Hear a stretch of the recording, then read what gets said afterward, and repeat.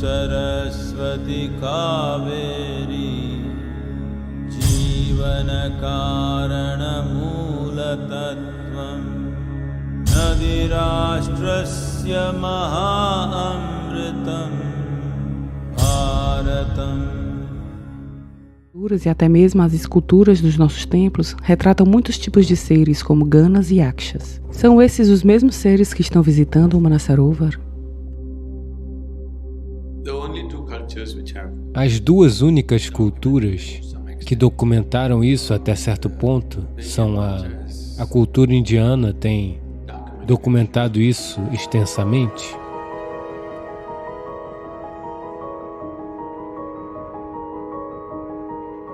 E a cultura grega o fez também, até certo ponto. Sobre a natureza, quando falamos de seres de outro reino, essas são as duas únicas culturas que descrevem formas definidas. Portanto, aqui temos Yakshas, Gandharvas, Ganas,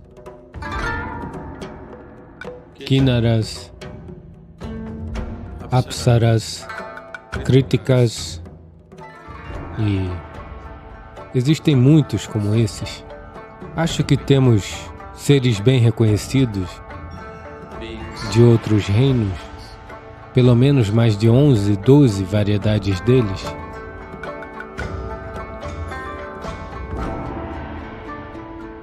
Os gregos também têm números similares de, provavelmente, se não similar, talvez um pouco menos, mas eles também reconheceram. Eu acho que o único lugar, eu nunca entrei nesse lugar, mas as pessoas me disseram que a melhor biblioteca desse tipo está em Adyar, em Chennai. Essa biblioteca teosófica supostamente tem uma imensa coleção de livros de ocultismo que tratam de todos esses aspectos. Mais do que os processos espirituais, é o ocultismo que explora esses aspectos, porque eles estão sempre procurando como usar algum tipo de entidade que tenha o poder necessário, a inteligência e o acesso para fazer coisas para eles. Eles estão sempre procurando como escravizar algo para usar para seu próprio benefício. Portanto, o ocultismo explora essas coisas muito mais que os processos espirituais. Mas no processo espiritual, eu acho que o próprio Gautama fala sobre essas coisas. Gautama, o Buda. O próprio Buda fala sobre muitos diferentes tipos de seres que ele se deparou em seu sadhana, o qual, invariavelmente, alguém se depara quando entra em determinados aspectos. Particularmente quando estávamos em outro lugar, muitas coisas aconteceram, mas particularmente quando nos aproximamos da consagração do Dhyana Linga, esses tipos de seres, como era um acontecimento diário, todos os tipos. Não sou bom de categorizá-los e lhe dar nomes e dizer isso é aquilo, mas eles são distintamente diferentes, com certeza, não há dúvida. Muito distintamente diferentes nas suas energias, nas suas aparências, em tudo. Estava tudo lá, mas não prestei atenção. Mas em outros lugares eu prestei atenção a alguma dessas coisas, mas é perda de tempo de muitas maneiras, porque nenhum deles, pelo menos os que tenho encontrado, nenhum deles seria de qualquer importância espiritual para mim.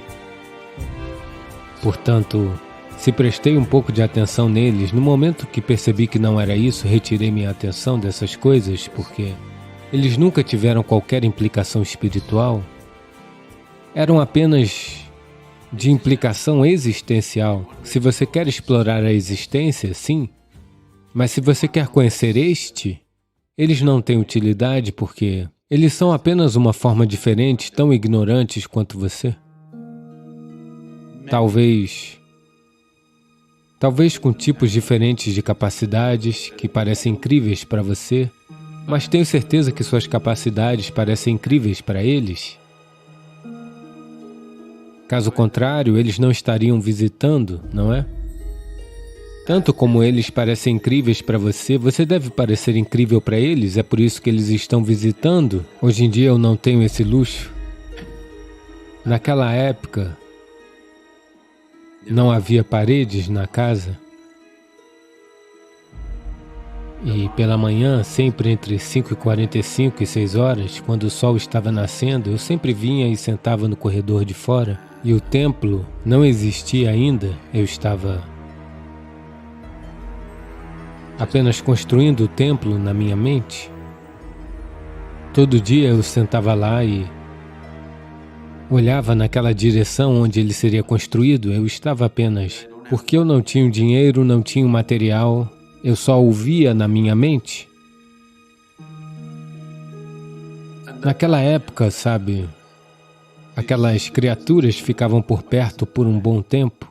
Eles são de formas irregulares, mas todos parecidos, como de 2 dimensões, sabe, como papelão, andando ao redor, movendo-se ao redor e fazendo barulhos, e apenas ficavam por perto todo o tempo. Às vezes eu não conseguia ignorá-los porque eram muito barulhentos. E às vezes aconteceu de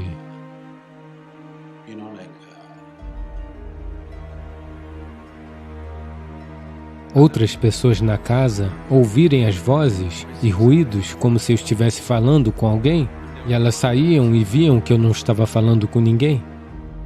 Eles não podiam escutar direito, mas escutavam algo. Eu nunca falei, mas eles faziam muitos ruídos. Você precisa entender, ruídos significa o tipo de ruído que fazemos apenas nós podemos fazer. Quando digo o tipo de ruído, bem, os pássaros podem fazer um tipo diferente de ruído, mas nós dois fazemos o mesmo ruído em termos de frequência, razoavelmente, por isso podemos ouvir um ao outro. Existem outras criaturas aqui que estão fazendo outros tipos de ruídos que você não pode escutar. Portanto, geralmente, esses seres estão fazendo outros tipos de ruídos. Você não pode ouvir, mas esses estavam fazendo ruídos que se assemelham ao nosso tipo de ruído, que estão em torno da faixa de frequência em que podemos nos comunicar. Ou eles estavam fazendo esses ruídos especialmente para mim, ou pertenciam também à mesma categoria de ruídos que nós fazemos. Não explorei tudo isso porque meu tempo estava se esgotando, minha areia estava escorrendo, então coloquei os tijolos.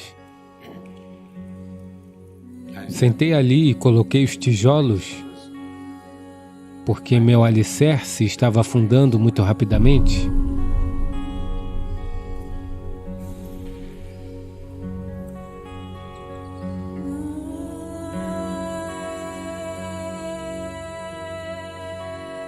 Portanto, se a produção de som deles for da mesma frequência que a nossa, também é possível que seus pensamentos possam ser razoavelmente da mesma frequência dos nossos. Seus corpos poderiam ser razoavelmente do mesmo tipo de material, talvez não exatamente, mas do mesmo tipo. Do contrário, seus olhos não os capturariam tão facilmente. Bem, você poderá vê-los se estiver em um certo estado, outras coisas também, mas não tão simplesmente como qualquer outra coisa que vemos no dia a dia. Então, eles são os Yaksha, Gandharvas, Ganas? Acho que não, porque eles não se encaixam em nenhuma das descrições que falam as tradições.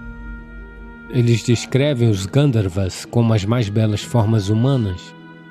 Os Yakshas, um tipo pouco diferente, mas ainda razoavelmente na forma humana. Os Ganas são totalmente distorcidos. Distorcido significa diferente da forma humana. Portanto, a maioria dos templos que você vê são Ganas. A razão pela qual eles estão colocando Ganas é porque os Ganas desempenharam um importante na formação da consciência humana, pois o próprio Shiva é um Gana. E por que ele é um Gana? Os Ganas ficam em volta dele, é o povo dele. Mas ele assumiu uma forma humana para ser eficaz com seres humanos. Mas seus amigos permaneceram nas mesmas formas antigas. Sua forma era suficientemente poderosa e impactante. Eles podiam gerenciar seu trabalho sem alterar todos eles. Portanto, as formas de Gana estão por toda parte. Sendo seres humanos, tentamos fazê-los parecidos conosco, ligeiramente distorcidos, porque não podemos imaginar algo que seja totalmente diferente do humano. Veja, no momento em frente do templo de Bhairavi, 2 Ganas estão sentados assim. Talvez eles não se parecessem com isso, mas nossas mentes humanas são de tal forma que, para ser considerado um ser, eles têm que ter pelo menos uma cabeça. E assim não podemos, ele simplesmente parece uma bola, nós precisamos das 2 mãos para fazer com que ele pareça um ser. Na nossa mentalidade, se alguém tem que se parecer com um ser, ele deve ter mãos, pernas, tudo, sabe? Talvez eles não tivessem nenhuma dessas coisas. Talvez o que eu vi foram os verdadeiros Ganas, que não tinham nenhuma forma parecida com o que pensamos. Mas, com o passar do tempo, os artistas... Como pode um artista escrever isso e dizer isso é um ser? Se eu lhe mostrar uma forma irregular de um papel e disser que isto é um ser, você não vai acreditar, não é? Pelo menos devo cortá-lo razoavelmente como um humano e dizer que isto é um ser, um pouco desse jeito. Você é claramente cortado assim, nós o faremos assim e diremos que isso é um ser. E você diz, ah, ok. Pelo menos uma cabeça, um corpo e alguns membros. Algo necessário, não é? Para a mente humana perceber. Assim, durante um tempo, os artistas podem ter continuado a transformar as formas até o ponto em que transformamos um Ganapati em um Gajapati. Transformamos um Gana em um elefante. O que é uma séria mudança, não é mesmo? Não uma pequena mudança, uma mudança muito grande. Ganapati significa o chefe dos Ganas, é isso que significa? Portanto, não se trata apenas de ter decapitado a cabeça de alguém e a usado. Ele falou para o Gana, ok, eu vou tirar sua cabeça e colocá-la num corpo humano, pelo menos você é meio eficaz. Agora, eu me transformei numa forma humana completa. Se eu colocar um corpo humano em você, somente a cabeça não podemos criar. Você será muito eficiente e ele é eficiente, não é? Aceitamos ele porque tem um corpo humano e uma cabeça de Gana. Se ele fosse todo Gana, nós o manteríamos banido, não fomos nós que o criamos, não o veneraríamos. Mantivemos os Ganas fora dos templos, mas levamos Ganapati para dentro do templo. Por quê? Porque ele se parece conosco. Portanto, ele pode ter pensado em todas essas coisas e o fez. Talvez, pelo menos, se ele precisasse de um assistente que parecesse razoavelmente humano. Não é mesmo? Talvez eles simplesmente tenham vindo, assim como os vimos no Manasarovar, assim, aos montes, simplesmente de um certo tipo. Eles sabiam que nessa forma não poderiam operar, então talvez tenham usado uma terra local para se formar e não puderam se moldar adequadamente, e foi assim e assim. Mesmo entre seres humanos, nem todo mundo tem a mesma forma, não é? Então assim eles se apresentaram de várias formas e achavam que está tudo bem. Desde que a aparência de um homem é aceitável, eles achavam que tudo bem. Talvez para ir a uma conferência ele precise de mais um homem. Então, ele tirou a cabeça dele e a colocou em um corpo humano. Você acha que é o seu traseiro? Não é o seu traseiro. É o Akash que está mantendo você no lugar. É o Akash que está mantendo a Terra no lugar. É o Akash que está mantendo o sistema solar no lugar. É o Akash que está mantendo essa galáxia no lugar. É o Akash que está mantendo o cosmo inteiro no lugar. Sem cordas para segurar, apenas veja. Simplesmente assim. simplesmente segurando assim, não é mesmo? Agora esse Akash, se você souber como fazer com que coopere com você, se você souber como conseguir a cooperação do Akash em sua vida, esta será uma vida abençoada. Eu posso ensinar a você um processo simples, que, de qualquer maneira, metade de vocês não fará sempre. Você só tem que fazer isso. Depois do nascer do sol, antes que o sol cruze um ângulo de 30 graus é algo assim. Antes que o sol cruze um ângulo de 30 graus, olhe para o céu e faça uma reverência por manter você no lugar hoje. Depois que o sol cruzar 30 graus, em algum momento durante o dia, a qualquer hora, olhe para cima e faça uma reverência novamente. Depois do pôr do sol, mais uma vez, olhe para cima e faça uma reverência. Não para algum Deus lá em cima, apenas para o espaço vazio por manter você no lugar por hoje. Faça apenas isso. A vida vai mudar dramaticamente. Já notou que até Tendulkar olha para cima?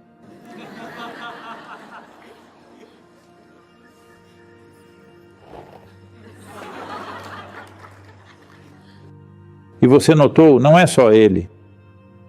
Desde os tempos antigos, quando um homem conseguia algo nas guerras, nos grandes momentos de sucesso, porque sem saber há uma realização. Ok, alguns deles podem estar olhando para cima para o Upperwala, mas a maioria deles consegue escalar o pico do Monte Everest. Isso acontece naturalmente, você já viu isso? Quer seja Bhavaspandana ou Samyama, alguma coisa, você atinge um pico de experiência, já notou isso? Seu corpo em gratidão, fisicamente sem sua consciência, faz assim porque em algum lugar existe esse reconhecimento. Existe uma inteligência aqui que reconhece isso. Conscientemente, faça isso 3 vezes ao dia. Se você conseguir cooperação deste, a vida acontecerá de uma maneira mágica. Uma inteligência que você nunca pensou ser possível se tornará sua, porque uma inteligência que está além de sua compreensão e alcance está funcionando aqui e agora, não é? Ela não está funcionando? É essa inteligência que está mantendo todo o cosmo unido? É essa inteligência que é o ventre para a criação. É no ventre dessa inteligência que toda a criação está acontecendo. E ela não é negada a você. O acesso não está bloqueado. É apenas que você nunca olhou dessa maneira. É apenas que você está tão absorvido na natureza pequena de quem você é. Seu corpo, seu pensamento, sua emoção, seus hormônios te envolveram tanto que olhar para cima nunca acontece. Prestar atenção em algo além nunca acontece, porque essas pequenas coisas tomaram conta de você. É a isso que nos referimos. Como Maya. Isso é Maya. Não é que a existência não existe. Isso não é Maya. É apenas que isto é Maya. Quando algo tão fenomenal e fantástico e imenso está acontecendo, essas pequenas coisas mantêm você ocupado, envolvido, e elas fazem você se sentir como se isso fosse mais real do que tudo o mais. Tudo isso acontecendo, tantas coisas fantásticas acontecendo no cosmos hoje, de maneira absolutamente miraculosa e fantástica. Mas uma pequena minhoca de um pensamento entra em sua cabeça e te mantém envolvido. Sim ou não?